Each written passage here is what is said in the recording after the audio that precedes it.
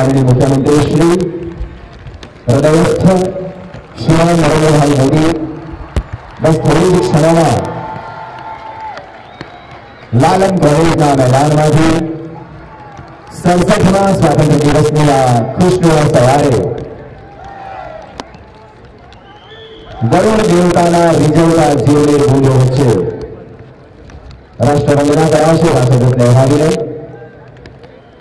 અને આપણે સૌ રાષ્ટ્રગીતના માન સન્માન અર્થે પોતપોતાના સ્થળે સાવધાની નિભાવવા કરીશું.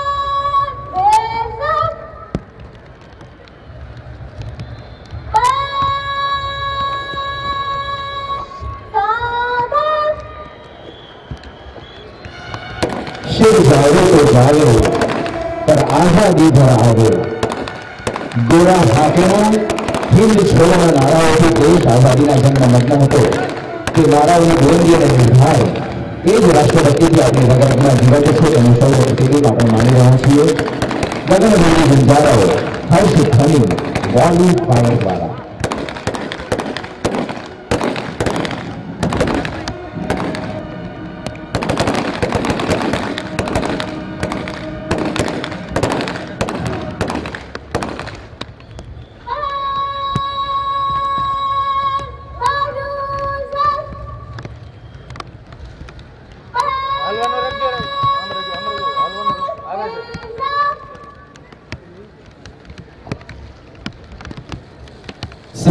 स्वातंत्र दिन राष्ट्रीय पर्व भारत माता की, भारत माता की। आजादी के इस पावन पर्व पर मैं सभी देशवासियों को अंतःकरण पूर्वक शुभकामनाएं देता हूं, बहुत बहुत बधाई देता हूं। और आज जब हम आजाद हिंदुस्तान में सांस भर रहे हैं तब उन सभी महापुरुषों का पुण्य स्मरण करते हैं जिन्होंने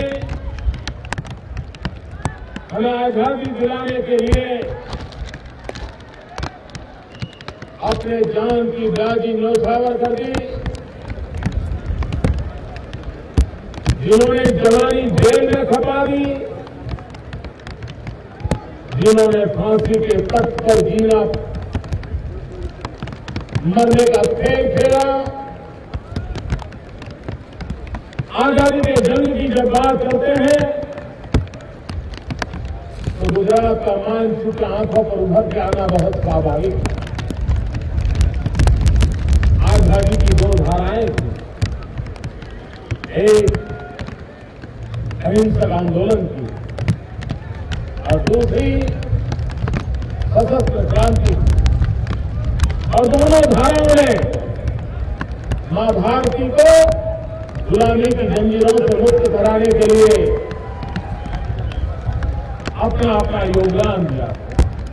लेकिन इन दोनों धाराओं का नेतृत्व करने का सौभाग्य गुजरात की मिट्टी को मिला था। पूज्य महात्मा गांधी, सरदार पटेल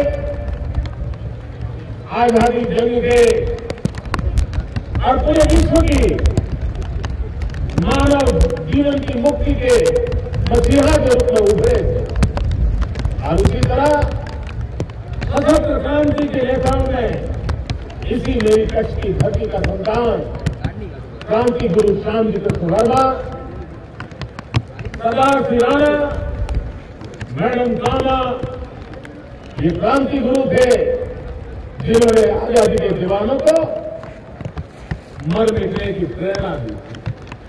अवसर में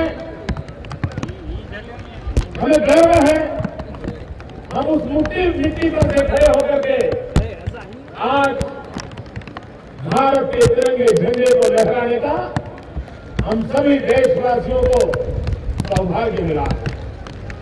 भाइयों बहनों, देश आजाद हुआ, लेकिन आजादी के दीवानों के सपने पूरे हुए क्या? क्या अब भी हमें पूरी आजादी मिली है? ऐसा सच्चाई नहीं है कि आज भी हम मानसिक गुलामी के शिकार हैं।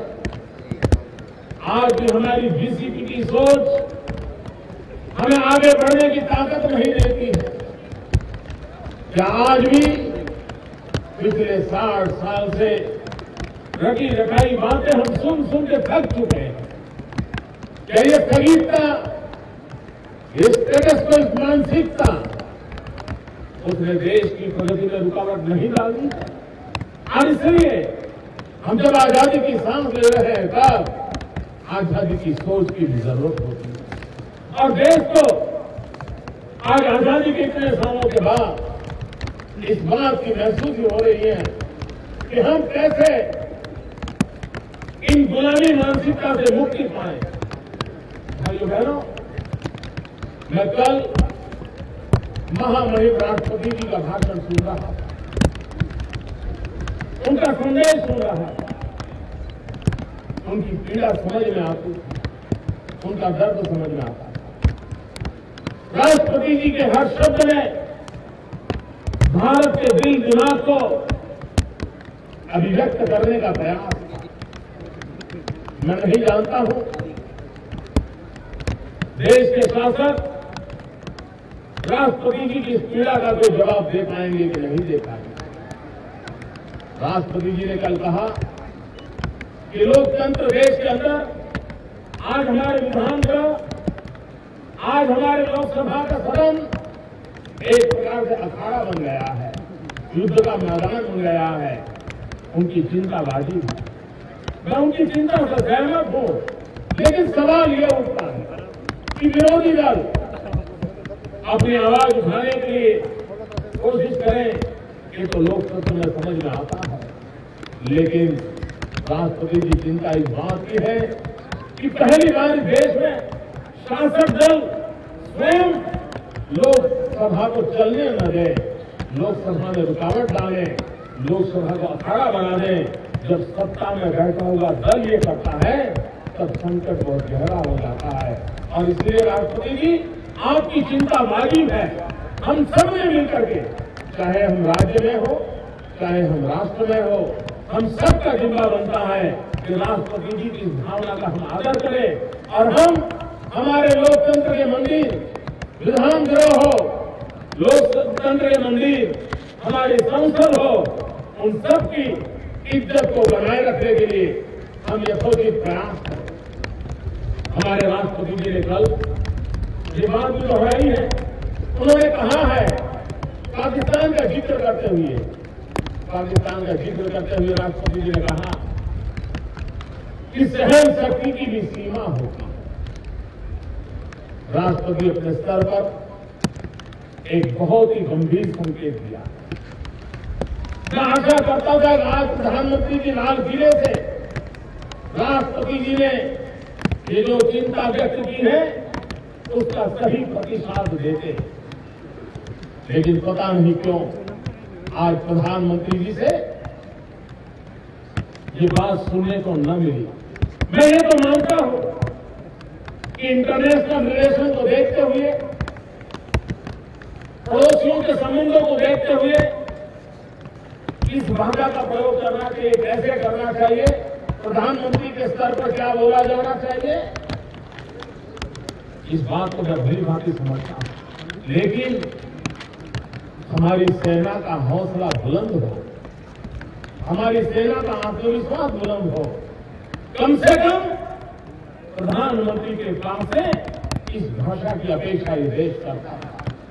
देश के जवान मारे गए और तब जाकर के देश की सेना के मनोबल को एक शक्ति देने वाली बात होनी चाहिए।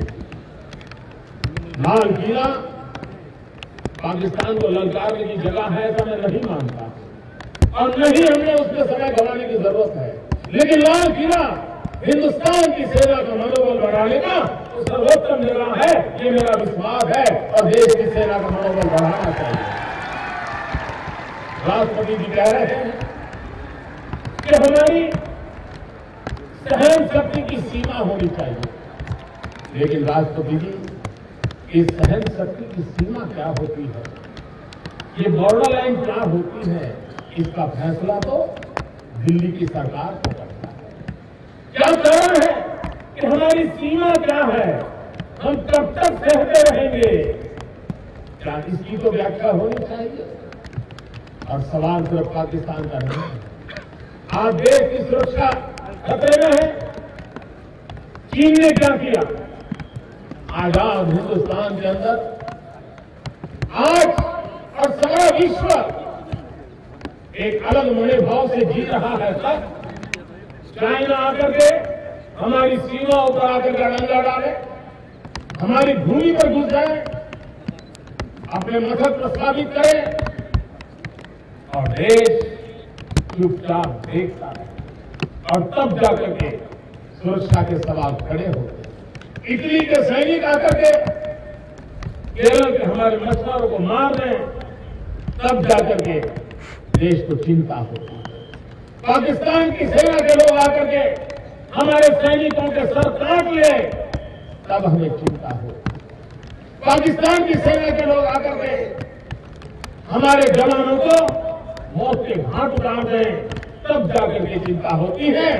सीमा कौन सी है, वो सीमा व्याख्यायित होनी चाहिए। राष्ट्रपति जी, आपने जो चिंता जाहिर की है, उस चिंता के साथ मैं भी अपना स्वर मिलाता हूं। भारत के राष्ट्रपति जी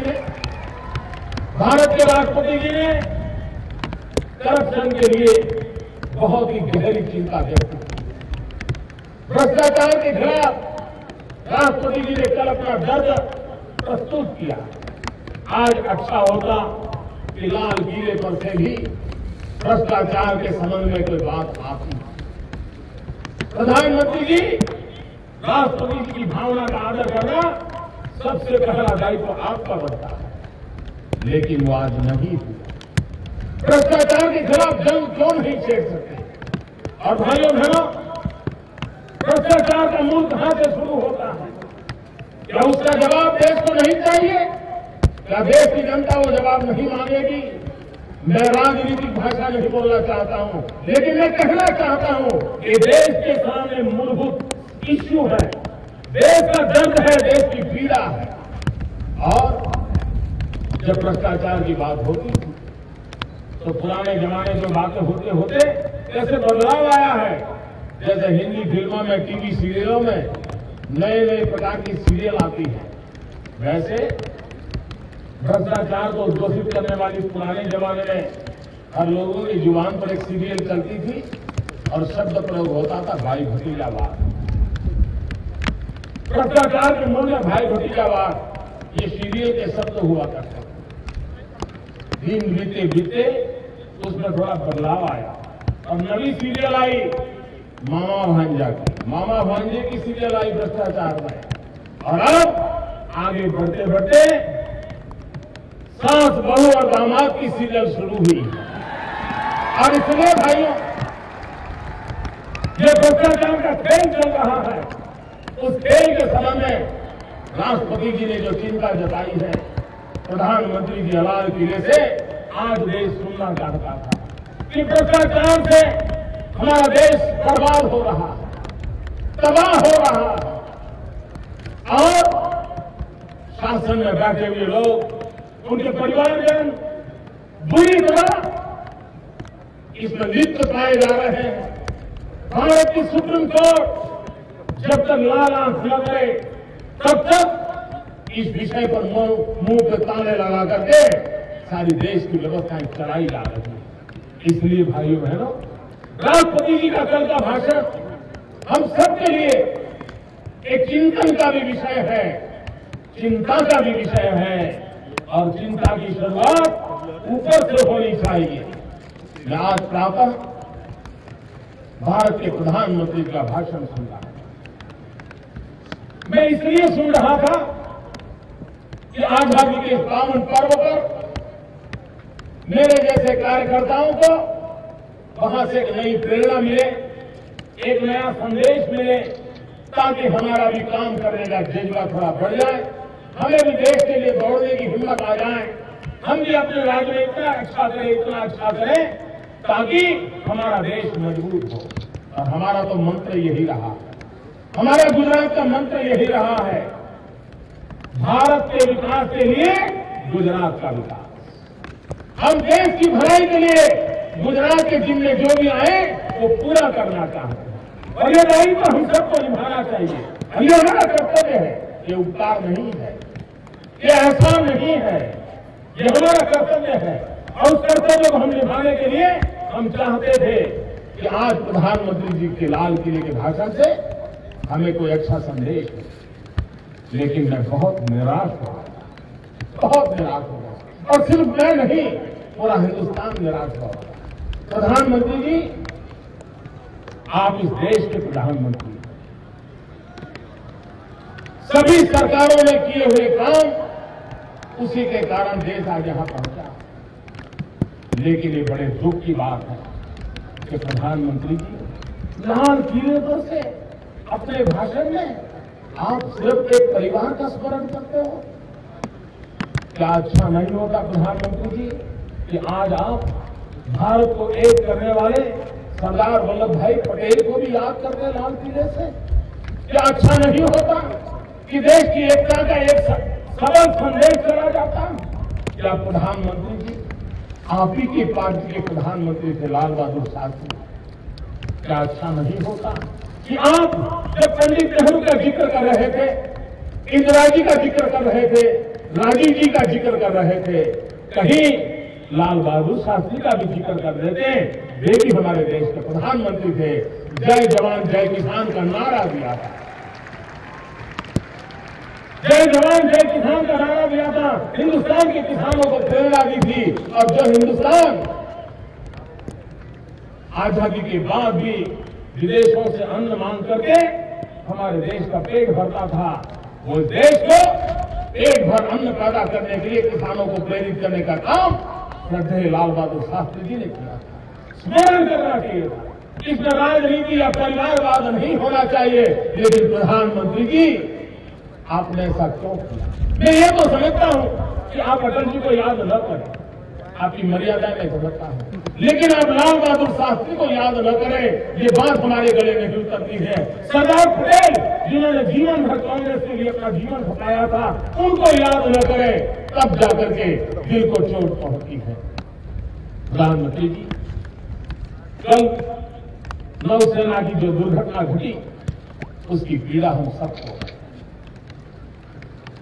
उत्तराखंड में यात्रियों की सेवा करते करते जान की बाजी लगाने वाले हमारे शहीदों पर हमें नाज है, उन सेना के जवानों के प्रति हमें नाज है। लेकिन जब आप उत्तराखंड की चर्चा कर रहे थे, आपने बहुत बड़ी मात्रा में कहा कि दिल्ली सरकार ने क्या किया, कैसे किया, किस प्रकार से कर रहे हैं। आप देश के प्रधानमंत्री हैं। प्रधानमंत्री जी, आप लाल किले से बोल रहे हैं, सारा हिंदुस्तान सुन रहा है। आप कम से कम इस देश के 125 करोड़ नागरिकों का भी जिक्र करते, जो उत्तराखंड के पीड़ितों के साथ थे। हर एक ने अपनी बुद्धि, शक्ति, क्षमता के अनुसार हर देशवासी ने उत्तराखंड की मदद करने का प्रयास किया था। कभी उनका भी तो जिक्र करना चाहिए था। इतना ही नहीं, हिंदुस्तान की सभी सरकारें मैं गुजरात की बात नहीं कर रहा। हिंदुस्तान की सभी सरकारें, चाहे केरल हो, तमिलनाडु हो, नॉर्थ ईस्ट हो, सभी सरकारों ने उत्तराखंड की मदद के लिए अपनी शक्ति झोंकने की कोशिश की।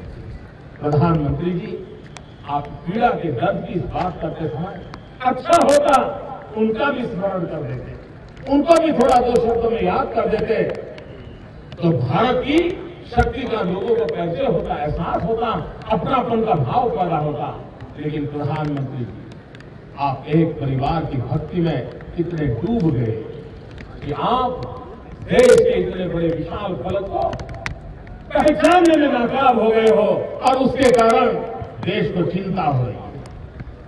मैं हैरान हूं, सबसे अधिक समय झंडा फहराने वाले लोगों में अब आपका नाम भी दर्ज हो गया, लेकिन उसके बाद भी आप लाल किले पर से वही बोल रहे हो जो पंडित नेहरू ने पहले भाषण में बोला था। पंडित नेहरू ने जिन मुसीबतों को पहले भाषण में गिनाया था, उन्हीं मुसीबतों को आपने भी गिनाया। तो सवाल ये उठता है कि 60 साल आपने क्या किया, 60 साल क्या किया, देश पूछ रहा था। अगर वैसी की वैसी मुसीबतें धरी की धरी रह गई तो फिर आप लोगों ने देश को क्या दिया। भाइयों बहनों, आज मैं बहुत दुखी होकर के बोल रहा हूं और हिंदुस्तान के आखिरी छोर पर अकाल पीड़ित मरुभूमि कच्छ की सीमा पर से बोल रहा हूं, जिससे मेरी आवाज पाकिस्तान को तो पहले सुनाई देती है, दिल्ली को बाद में सुनाई देती है। मैं पाकिस्तान की सीमा पर से बोल रहा हूं। प्रधानमंत्री जी, आपने देश की आर्थिक स्थिति में भी नरसिम्हा राव के समय का जिक्र किया, लेकिन क्या प्रधानमंत्री जी, आज रुपया जिस प्रकार से गिर रहा है, रुपया की कीमत तबाही के कगार पर आके खड़ी है, इसके लिए कौन जिम्मेदार है? मान लो आज के अवसर पर जिम्मेवारी तय न भी करें, लेकिन कम से कम देश को आप बताते कि रुपया ताकतवर कैसे बनेगा, कौन से आर्थिक कदम उठाए जाएंगे। इसके बजाय आपने क्या कहा? ये वैश्विक मंदी का दौर है और वैश्विक मंदी का दौर है, इसलिए हिंदुस्तान भी उससे अछूता नहीं रह सकता है। प्रधानमंत्री जी, हिंदुस्तान का कोई राज्य अगर प्रगति न कर पाए, उसको किसी क्षेत्र में रुकावट हो, संकट हो, आगे बढ़ न पाता हो, और वो राज्य अगर कहे कि दिल्ली का संकट हमें भी झेलना पड़ता है, तो आप मानने के लिए तैयार हैं? राज्यों की जैसे हिंदुस्तान की विकास यात्रा में रुकावट वैश्विक मंदी अगर आपको कारण लगता है, तो हिंदुस्तान के राज्यों की विकास की यात्रा के रुकावट में भी आपकी नीतियां जिम्मेवार है। भाइयों बहनों, देश परेशान। फूड सिक्योरिटी बिल की चर्चा कर रहे हैं प्रधानमंत्री जी, मैंने आपको चिट्ठी लिखी है, काश अच्छा होता आज देश को आप अपना व्यू पॉइंट समझाते। मैंने प्रधानमंत्री को चिट्ठी लिखी है कि फूड सिक्योरिटी बिल में बहुत कमियां हैं, उसको सुधार करने की आवश्यकता है। हमने बिल का विरोध नहीं किया, गरीब की थाली में रोटी जाए ये हमारे लिए भी उतना ही महत्वपूर्ण है, लेकिन उसकी जो कमियां हैं, उस कमियों को दूर करने का आपका दायित्व होता है। आप उसकी चर्चा करने को तैयार नहीं हो। गरीब की थाली में रोटी परसने के बजाय दिल्ली की सरकार में बैठे हुए लोग खाली थाली में, गरीब की खाली थाली में नमक छिड़कते जा रहे हैं, एसिड छिड़कते जा रहे हैं। कोई कहता है 5 रुपये में खाना मिल जाता है, कोई कहता है 12 रुपये में खाना मिल जाता है, और इतने विश्वास के साथ बोल रहे हैं कि बस वही घर के बाहर निकलते ही मिल जाएगा। और प्रधानमंत्री जी, हमने आपको सवाल पूछा कि आपके फूड सिक्योरिटी बिल के कारण जो आज हिंदुस्तान के अंदर अंत्योदय अन्न योजना के कारण सबसे गरीबों को जो लाभ मिल रहा है, क्या उसमें कोई नया फायदा होने वाला है? भाइयों बहनों, मैं बताता हूं, आज पूरा हिंदुस्तान, सभी राज्य अपनी तिजोरी से 2 रुपये किलो गेहूं, 3 रुपये किलो चावल सभी राज्यों में गरीबों को देती है, सब सरकारें देती है। तो आपका कानून क्या नया लेके आया? इतना ही नहीं, अंत्योदय अन्न योजना में आपका कानून किसी भी प्रकार से न संख्या में वृद्धि करता है, न जत्थे में वृद्धि करता है, न उसकी कीमत में कटौती करता है। और फिर आप कहते हैं गरीब के लिए फूड सिक्योरिटी लाए। इतना ही नहीं, बीपीएल परिवार, आपने बीपीएल परिवार में जो नियम लागू किया है, ये तो सामान्य समझ का विषय है। मेरे देशवासी सुन रहे हैं, लालन कॉलेज के इस मैदान को, हिंदुस्तान की सीमा पर खड़े हुए जिले को सुन रहा है देश। और मैं कहना चाहता हूं, सामान्य नियम यह है कि जब आप किसी भी योजना को लागू करते हैं तो लाभार्थियों के पैरामीटर तय होते हैं। इसके लाभार्थी कौन होते हैं उसके आधार तय होते हैं। उसके बाद सर्वे होता है, सर्वे होने के बाद संख्या तय होती है, संख्या के अनुपात में व्यवस्थाएं खड़ी की जाती हैं, बजट बनाया जाता है। ये पहली बार देश में हुआ कि आपने दिल्ली में बैठ करके तय कर दिया कि उस राज्य को इतने करोड़ लोगों को लाभ मिलेगा, उस राज्य को इतने लाख लोगों को लाभ मिलेगा, उस राज्य को इतनों को लाभ मिलेगा। अब उनको कहा जा रहा है हमने जो संख्या तय की है उसके नीचे किसको मिले वो आप खोज लो। हिंदुस्तान का एक राज्य एक तरीके से खोजेगा, दूसरा राज्य दूसरे तरीके से खोजेगा। समानता का जो हक मिला है संविधान में, उसी को आपने नकार दिया है। और मुझे चिंता है कहीं ये फूड सिक्योरिटी बिल कानूनी दायरे में फंस जाए और गरीब के हथाली में से फिर एक बार संकट पैदा हो जाए, ऐसा आप काम कर रहे हैं। इतना ही नहीं भाइयों बहनों, आपको हैरानी होगी, आज गुजरात में बीपीएल परिवार को 35 किलो अन्न मिलता है, फूड सिक्योरिटी के बाद वो 35 का 25 हो जाएगा। मुझे बताइए, ये थाली भरने का कार्यक्रम है, ये थाली खाली करने का कार्यक्रम? प्रधानमंत्री जी देश इन सवालों की चर्चा चाहता है और इसलिए हमने फूड सिक्योरिटी बिल को अच्छा बनाने के लिए मुख्यमंत्रियों की मीटिंग की मांग की। आपको गरीब की चिंता होती तो मुख्यमंत्रियों की मीटिंग बुलाते, उसकी कमियां दूर करते, कमियां दूर करके गए, गरीब को अधिक लाभ कैसे मिले इसके लिए कोई एक फूलप्रूफ व्यवस्था हम खड़ी करते। इतना ही नहीं भाई, एक ऐसी कमाल की है दिल्ली के कानून ने, उन्होंने कहा है अगर देश में अकाल हुआ हो, अन्न की पैदावार कम हुई हो और राज्यों को अन्न की जरूरत होगी तो भारत सरकार अन्न नहीं देगा, वो बदले में सिर्फ पैसे दे देगा। ये राज्य का काम होगा तो दुनिया में कहीं से भी अन्न जुटा करके ले आए। अरे प्रधानमंत्री जी, एक्सपोर्ट इंपोर्ट पूरी तरह आपके हाथ में, राज्य बेचारा कहां जाएगा? नॉर्थ ईस्ट के छोटे छोटे राज्य वो कहां जाएंगे दुनिया में अनाज खोजने के लिए? उनको चावल चाहिए तो दुनिया के किस देश में जाएंगे? ये भारत सरकार की जिम्मेदारी होनी चाहिए। अगर अन्न की अछत हो तो राज्यों को विदेशों से अन्न ला करके पहुंचाना ये प्रधानमंत्री दिल्ली का सरकार का दायित्व होना चाहिए। ये राज्यों पर थोप करके लोगों को भूखे रखने का काम नहीं होना चाहिए। भाइयों बहनों, छोटे छोटे विषय, लेकिन देश आप देखिए महंगाई में किस प्रकार से डूब रहा है, महंगाई ने किस प्रकार से देश को परेशान किया है।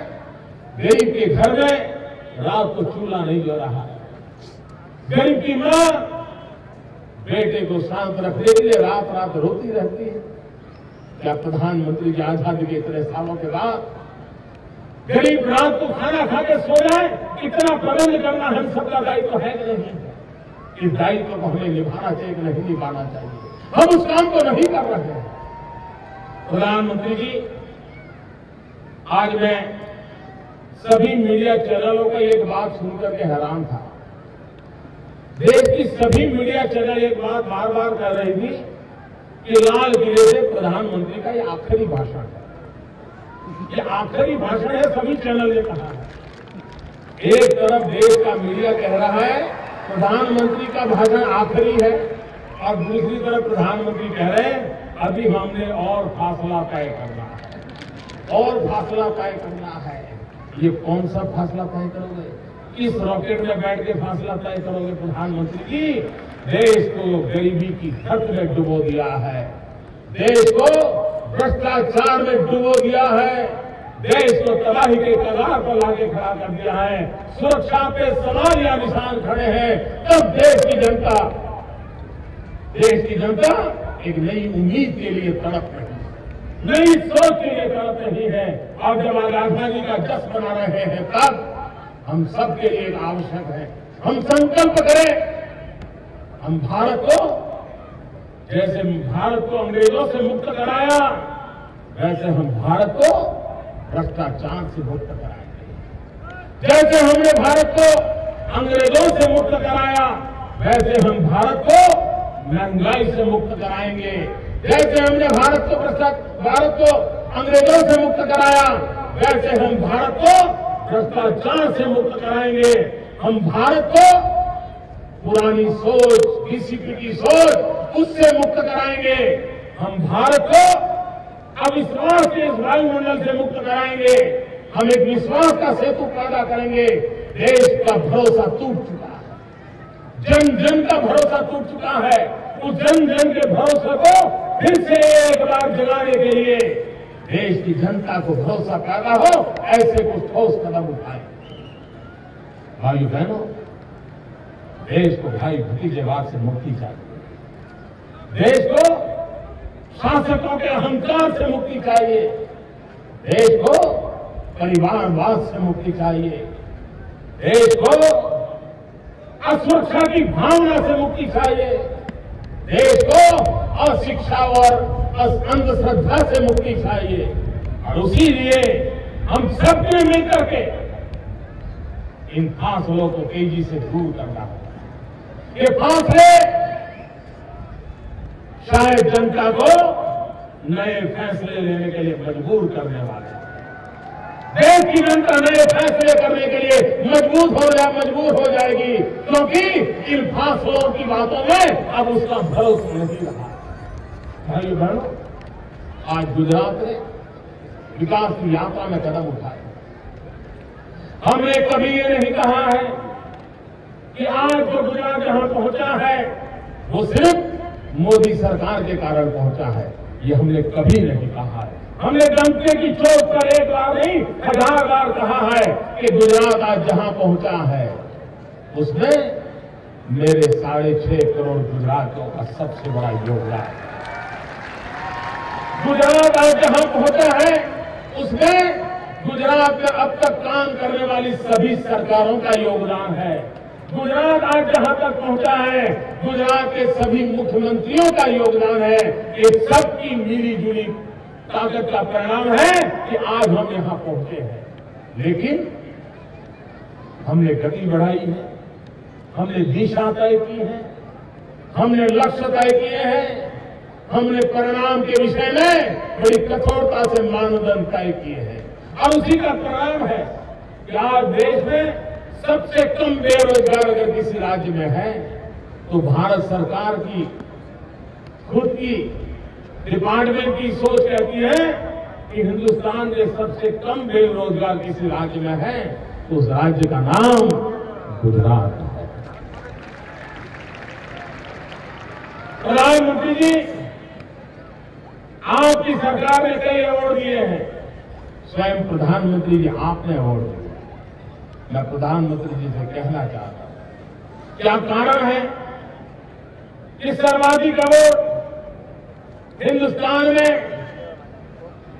उन सरकारों को मिल रहे हैं जिन सरकारें हमारे आपके दल को पसंद नहीं, चाहे मध्य प्रदेश की सरकार हो, चाहे छत्तीसगढ़ की सरकार हो, पिछले दिनों जो सरकार अभी चुनाव में हार गई वो कर्नाटक की सरकार हो, चाहे शिक्षा क्षेत्र में हिमाचल की सरकार हो, और गुजरात का तो नाम हर बार आता है। और इसलिए मैं कहना चाहता हूं, प्रधानमंत्री जी, आज देश के आखिरी छोर में बैठे हुए व्यक्ति को हमारी योजनाओं का लाभ कैसे मिले, इस पर गंभीरता से सोचने की आवश्यकता है। इस देश में श्रीमती इंदिरा गांधी जी के जमाने से गरीबों की सहायता के लिए पेन प्रोग्राम चलता है, 20 बुद्धा का कार्यक्रम चलता है और भारत सरकार उसका मॉनिटरिंग करती है। और पहले हर 6 महीने में इसका रिपोर्ट निकलता था। इस राज्य ने गरीबों की भलाई के लिए कितना परफॉर्मेंस किया, इसका सारा खाका निकलता था और देश के सामने रखा जाता था। लेकिन जब मैंने इस खाके का अभ्यास किया तो ध्यान में आया कि कांग्रेस और कांग्रेस के मित्र राज्यों की सरकारें श्रीमती इंदिरा गांधी के गरीबी के भलाई के 20 पॉइंट के कार्यक्रम को लागू करने में विफल रही और सिर्फ भारतीय जनता पार्टी और उसके साथी दलों के द्वारा चली हुई सरकारें 20 मुद्दों के अमलीकरण में गरीबों की भलाई के लिए जो काम करना चाहिए उस काम में आज हिंदुस्तान में सबसे अधिक सफल काम किया है।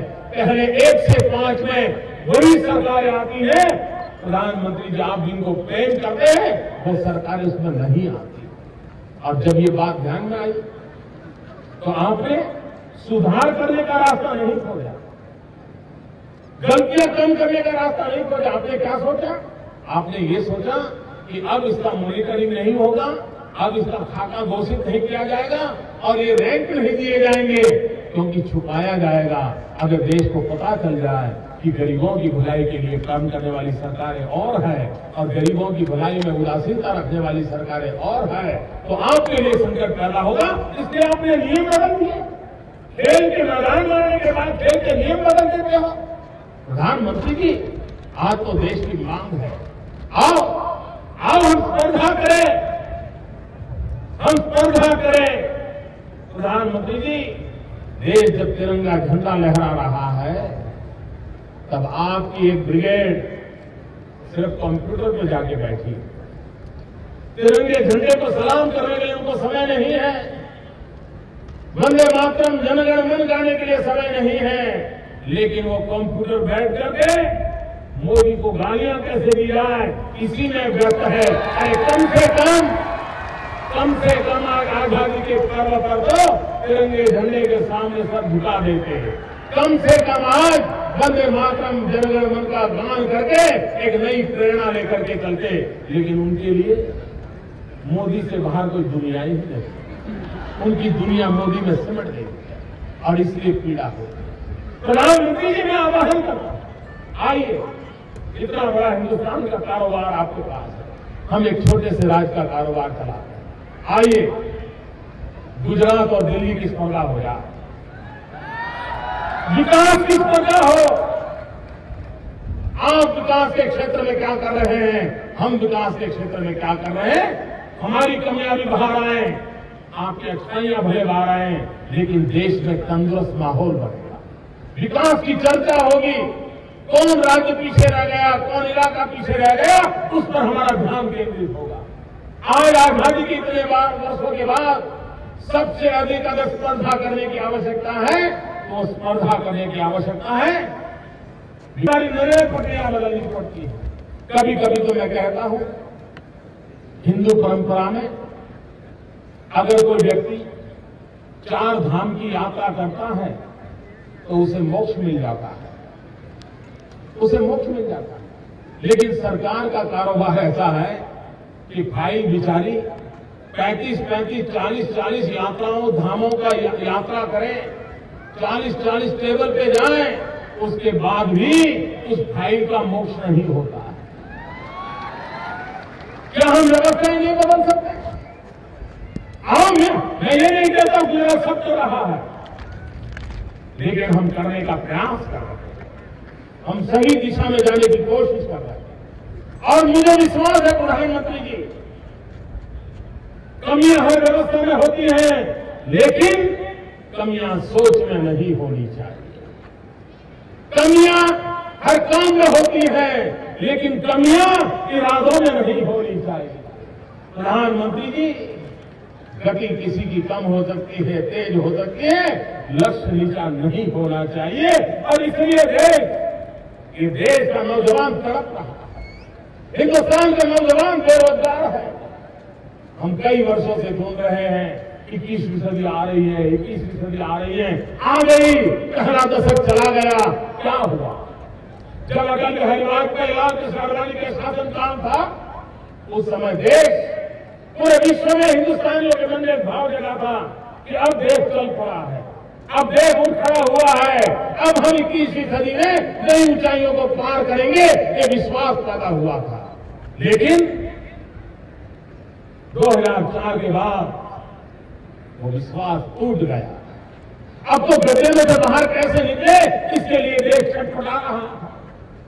10 साल के भीतर भीतर इतना बड़ा घटना हो गया कि देश कैसे बाहर निकले ये चिंता का विषय हुआ। और तब जाकर के प्रधानमंत्री जी ये देश कहना चाहता है कि राष्ट्र को विकास की नई ऊंचाइयों पर ले जाने के लिए 125 करोड़ देशवासियों में जज्बा पैदा करना पड़ेगा। यह देश राज्यों के विकास के लिए देश विकास नहीं कर पाएगा। हिंदुस्तान जब राज्य ताकतवर बनेंगे, हमारे राज्यों के सारे पिलर मजबूत बनेंगे, हर राज्य सामर्थ्यवान होगा, तब हिंदुस्तान सामर्थ्यवान होगा। अगर एक आदमी राज्य दुर्बल रहा तो हिंदुस्तान कभी सामर्थ्यवान नहीं हो सकता है। और इसलिए आपकी सोच, आपका विचार ये हिंदुस्तान के हर राज्यों को मजबूत बनाने वाला होना चाहिए। भारत के संघीय ढांचे का सम्मान करना चाहिए। भारत के संघीय ढांचे का गौरव करते हुए हमने राज्यों को साथ लेकर के निर्णयों को करना चाहिए, तब जाकर के देश करता। भाइयों बहनों, हमारा गुजरात भी कोई एक जिला आगे बढ़ेगा तो गुजरात आगे बढ़ेगा क्या? नहीं बढ़ सकता। सभी जिलों में प्रगति होनी चाहिए, सभी तहसील में प्रगति होनी चाहिए, हर गांव में विकास की यात्रा चलनी चाहिए, तब जाकर के गुजरात आगे बढ़ता है। देश का भी ऐसा ही है। और इसलिए आज 15 अगस्त को गुजरात की जनता के चरणों में हमने 7 नए जिले दिए, 7 नए जिलों का निर्माण किया है। और अब गुजरात 33 जिलों के कारोबार बने हैं, ताकि उन छोटे छोटे जिलों को विकास करने के लिए नया अवसर मिले, वो अपने जिले के हिसाब से अपनी योजनाएं बना सके, उनको जिले में नई सरकार की लीडरशिप मिले, नई व्यवस्थाएं मिले। इसके कारण सरकारी तिजोरी पर बोझ आता है, लेकिन ये बोझ जनता की भलाई के लिए है। मैं उन सभी 7 जिलों का निर्माण हुआ है। आज वहां नए कलेक्टरों की नियुक्ति कर दी है, नए कलेक्टरों ने आज वहां झंडा भी फहराने वाले हैं।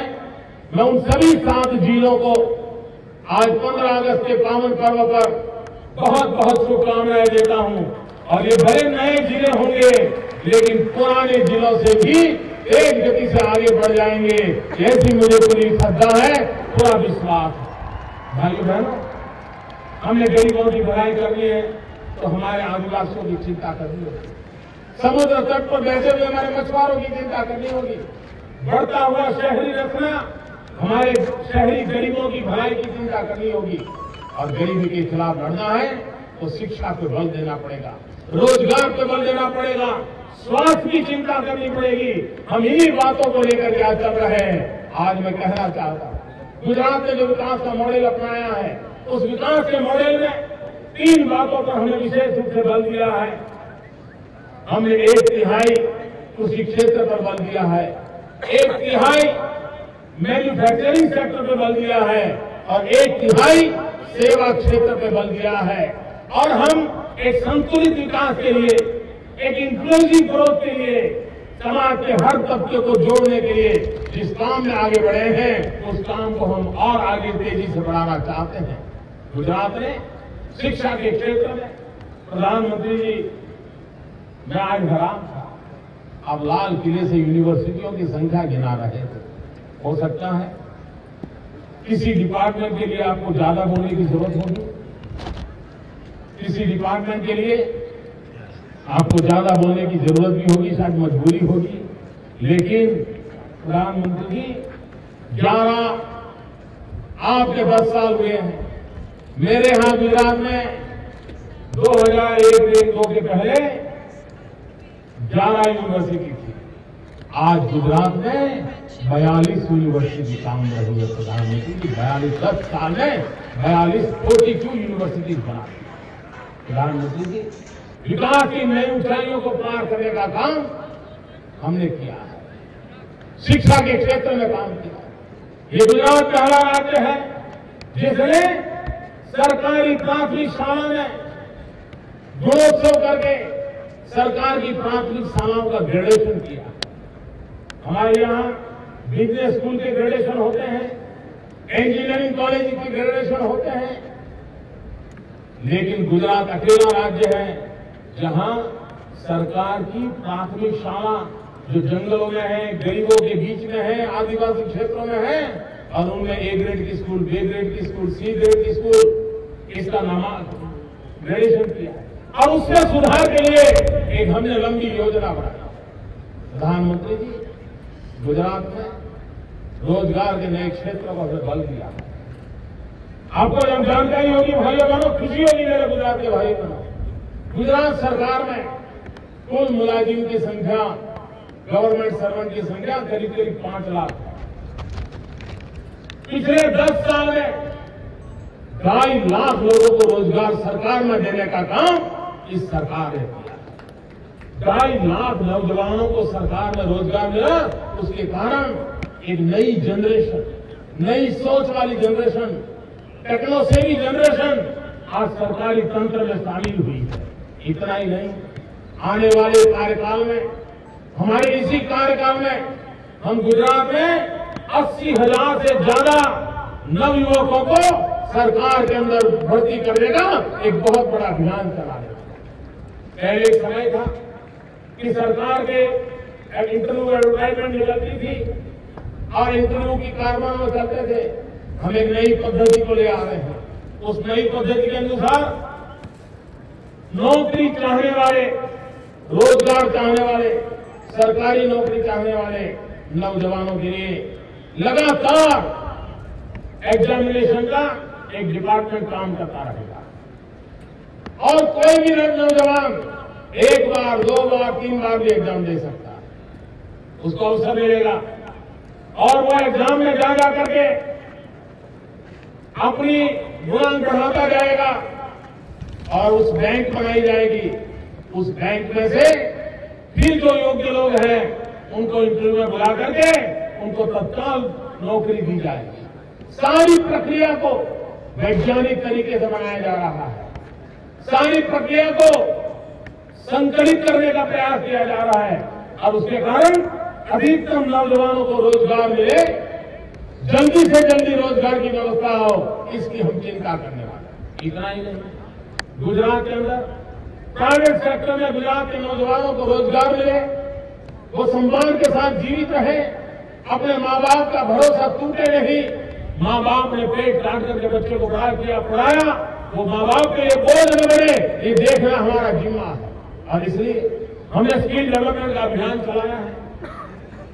प्राइवेट सेक्टर में, स्वरोजगार के क्षेत्र में हमारे नौजवानों को रोजगार मिले, उस दिशा में हमने कदम उठाए और आज प्रधानमंत्री जी स्किल डेवलपमेंट के क्षेत्र में आपने स्वयं ने प्रधानमंत्री जी गुजरात को देश का काम के लिए सबसे बड़ा सम्मान दिया है। पिछले साल आपने उनको बुला करके अवार्ड दिया है। ये काम हमारे गुजरात की धरती पर नौजवानों के लिए किया जा रहा है। हमने किसानों में आधुनिक टेक्नोलॉजी आए, इसके लिए आने वाले 9 और 10 सितंबर को गुजरात में जैसे इजराइल में किसानों के लिए एग्रीकल्चर फेयर होता है, आने वाले 9 और 10 सितंबर को हम गुजरात के अंदर हमारा किसान टेक्नोलॉजी के साथ कैसे जुड़े। मैं देश भर के किसानों को निमंत्रण देता हूं कि 9 और 10 सितंबर को गुजरात आए। दुनिया भर में कृषि के क्षेत्र में नई टेक्नोलॉजी क्या आई है आप देखिए। हम उस टेक्नोलॉजी के माध्यम से हमारी सीमित जमीन में उत्पादकता कैसे बढ़ाएं, हमारे पशु कम है, दूध ज्यादा कैसे उत्पादित हो, हमारी एग्रीकल्चर व्यवस्था में मूल्य वृद्धि कैसे हो, वैल्यू एडिशन कैसे हो, उसके लिए हम सब काम करें। और इसलिए हमने एक नया, एक वैश्विक स्तर का, पूरे एशिया को संचालित करने वाला एक global agro tech fair Gujarat में आयोजित किया है। मुझे विश्वास है मेरे देश के किसान गुजरात के इस प्रयास को देखने के लिए आएंगे। आज दुनिया में दूध के क्षेत्र में हमने गुजरात का नाम रोशन किया है, हमारे किसानों ने किया है, हमारे पशुपालकों ने किया है। और हम ऊंचाई कहां तक पहुंची है, ये हमारे कच्छ में पाकिस्तान की सीमा पर रेगिस्तान के अंदर जहां कभी 45-50 डिग्री टेम्परेचर होता है और जहां कभी -3 डिग्री 5 डिग्री भी टेम्परेचर होता है, वहां एक बन्नी की भैंस होती है जो दोनों एक्सट्रीम वेदर के बीच भी उसके दूध के उत्पादन में कमी नहीं होती। उसकी जीनेटिक ताकत कुछ विशेष है। हमने पिछले कई वर्षों से प्रयास किया। अब भारत सरकार को एक जीनेटिकली एक स्पेशल यूनिक स्पेसिफायर है, उस प्रकार से उसको स्वीकृति मिली है। और वो हमारे भैंस की कीमत क्या है? अगर आज आपको हमारे बन्नी की भैंस खरीदनी है तो 2 नैनो कार बेचनी पड़ती है, तब एक बन्नी की भैंस आती है। ये काम कच्छ की धरती पर रेगिस्तान में करके दिखाया है हमने। हमारे किसान, ये हमारा कच्छ का किसान आज दुनिया के बाजार में एग्रीकल्चर प्रोडक्ट का एक्सपोर्ट कर रहा है। हमारे कच्छ की केसर कैरी दुनिया के बाजार में बिकने लगी है। हमारा किसान आज विदेशों के बाजार में पहुंच रहा है। अगर हम हिंदुस्तान के किसानों को वैज्ञानिक तौर तरीकों की ओर ले जाएं, आधुनिक सुविधाओं की ओर ले जाएं, तो मुझे विश्वास है कि देश का किसान न सिर्फ अन्न के भंडार भरेगा, लेकिन देश का किसान हिंदुस्तान की तिजोरी भी भर देगा। ये ताकत हमारे देश के किसान में है। आज जो करंट अकाउंट डेफिसिट का मुकाबला कर रहे हैं, संकटों से घिरे हैं, अरे हिंदुस्तान का किसान वो पैदा कर सकता है जो दुनिया का पेट भरने के लिए सामर्थ्यवान बन सकती है। और आप एक्सपोर्ट इंपोर्ट की जो बीच में जो बहुत बड़ी खाई पैदा हो गई है, इसको भरने में जिस प्रकार से कारखाने में काम करने वाला कारीगर काम करता है, उसी प्रकार से खेत में काम करने वाला मेरा किसान भी वो योगदान दे सकता है। आज जो भाइयों बहनों, एक भारत श्रेष्ठ भारत बनाने का सपना पूरा करने के लिए हम आगे बढ़े। और मैं साफ कहना चाहता हूं, सरकार के जिम्मेवारियां होती हैं, सरकार का अपना धर्म होता है, सरकार की अपनी कार्यशैली होती है। और जब मैं ये कहता हूं तब मैं आज मेरे हिंदुस्तान के भाइयों बहनों को कहना चाहता हूं, सरकार गुजरात की हो या दिल्ली की हो, सरकार राज्य की हो या देश की हो, ये बात साफ है कि सरकार का एक ही मजहब होता है और सरकार का मजहब होता है इंडिया फर्स्ट। सरकार का एक ही धर्म ग्रंथ होता है, सरकार की एक ही होली बुक होती है और वो होली बुक होती है भारत का संविधान, भारत का कॉन्स्टिट्यूशन। सरकार की एक ही भक्ति होती है और वो भक्ति होती है हमारी भारत भक्ति। यही भारत भक्ति, यही सरकार की भक्ति होती है। सरकार की एक ही शक्ति होती है और वो शक्ति होती है जनशक्ति। 125 करोड़ देशवासियों की जनशक्ति ये देश की शक्ति होती है। सरकार की एक ही पूजा होती है और वो पूजा होती है 125 करोड़ देशवासियों की भलाई। सरकार की यही पूजा होती है 125 करोड़ देशवासियों की भलाई। सरकार की एक ही कार्यशैली होती है, सरकार की एक ही पूजा पद्धति होती है और वो पूजा पद्धति होती है सबका साथ, सबका विकास। सबको साथ देना होगा और सबकी भलाई के लिए आगे बढ़ना होगा। इसी मंत्र को लेकर के गुजरात ने विकास की यात्रा में अपनी कदम रखे हैं। हम गुजरात की भलाई के लिए और पूरी शक्ति के साथ आगे बढ़ना चाहते हैं। ईश्वर के आशीर्वाद बने रहे। जनता जनार्दन ईश्वर का रूप है, जनता जनार्दन के आशीर्वाद बने रहे। और इस वर्ष परमात्मा ने भी कृपा की, कच्छ में भी देर से सही लेकिन बारिश ने अपनी वर्षा की है।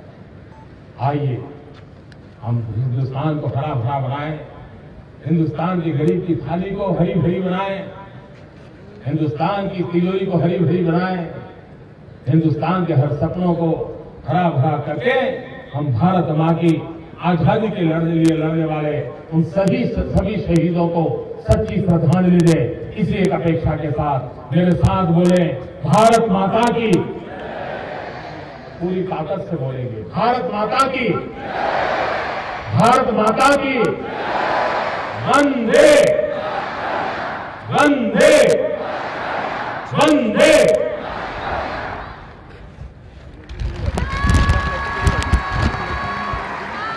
प्रस्तुति અને ગુજરાત મોનિટરના કયા કયા ભારત કરશો શ્વાનદળ હોસ્પિટલના નિદર્શનો એ દરમિયાન વિનંતી કરીએ છીએ આ કાર્યક્રમનું કવરેજ કરી રહેલા અમારા મીડિયાના વિડીયોગ્રાફર ફોટોગ્રાફર્સ મિત્રોને કે આપ હવે પછીના જે પરફોર્મન્સીસ થવાના છે એના માટે એ કલાકારોને એ અશ્વસવારોને એ પોલીસ જવાનોને મેદાનમાં તેમના પરફોર્મન્સ માટે જગ્યા કરી આપશો અને આપણે એમની બહાર આવી જશો. એક સાથે જ